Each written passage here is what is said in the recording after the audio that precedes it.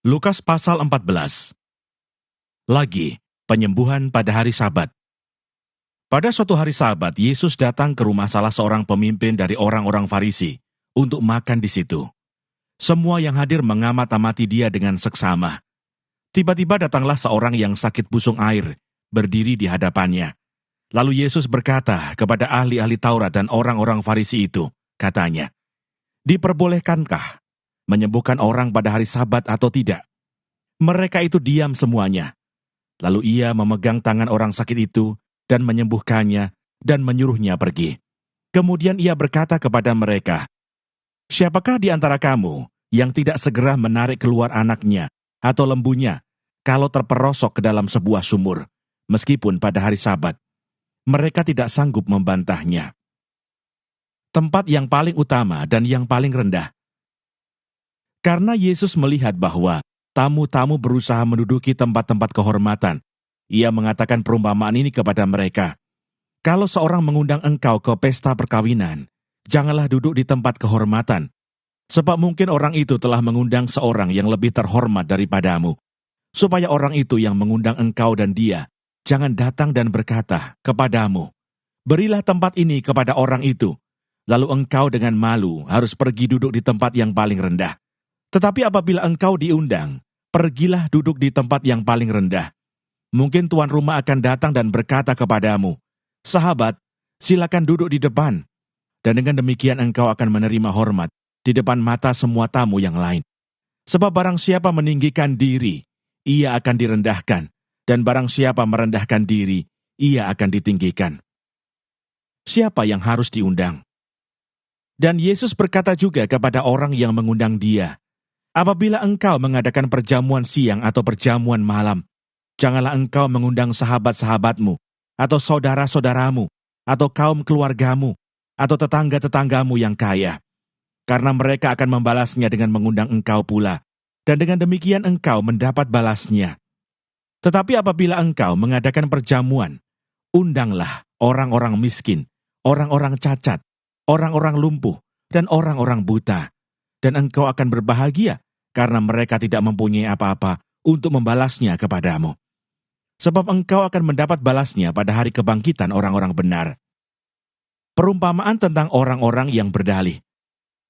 Mendengar itu berkatalah seorang dari tamu-tamu itu kepada Yesus, "Berbahagialah orang yang akan dijamu dalam kerajaan Allah."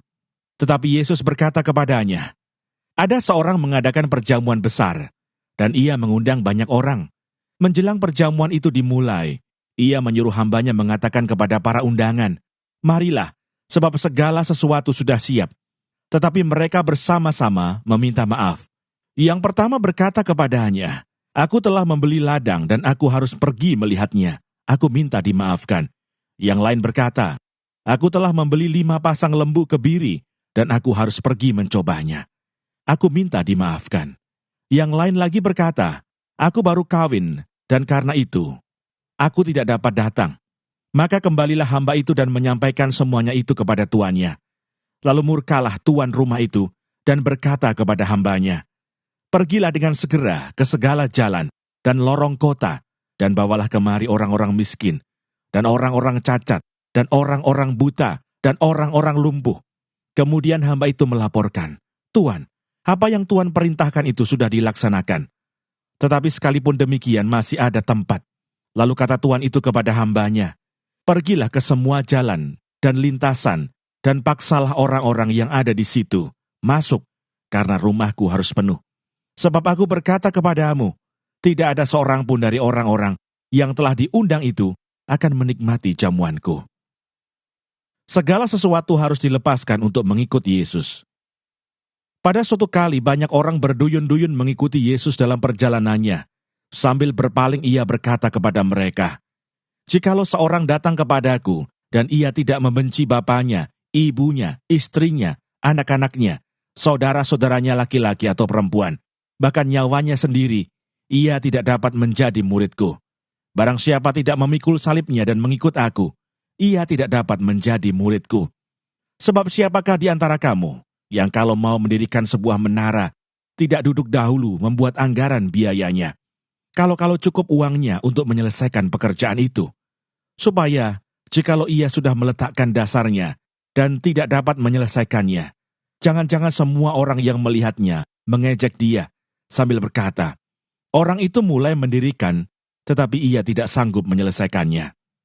Atau raja manakah yang kalau mau pergi berperang melawan raja lain, tidak duduk dahulu untuk mempertimbangkan, apakah dengan 10.000 orang ia sanggup menghadapi lawan yang mendatanginya dengan 20.000 orang? Jikalau tidak, ia akan mengirim utusan selama musuh itu masih jauh untuk menanyakan syarat-syarat perdamaian. Demikian pula lah tiap-tiap orang di antara kamu yang tidak melepaskan dirinya dari segala miliknya tidak dapat menjadi muridku. Garam memang baik, tetapi jika garam juga menjadi tawar, dengan apakah ia diasinkan? Tidak ada lagi gunanya baik untuk ladang maupun untuk pupuk, dan orang membuangnya saja.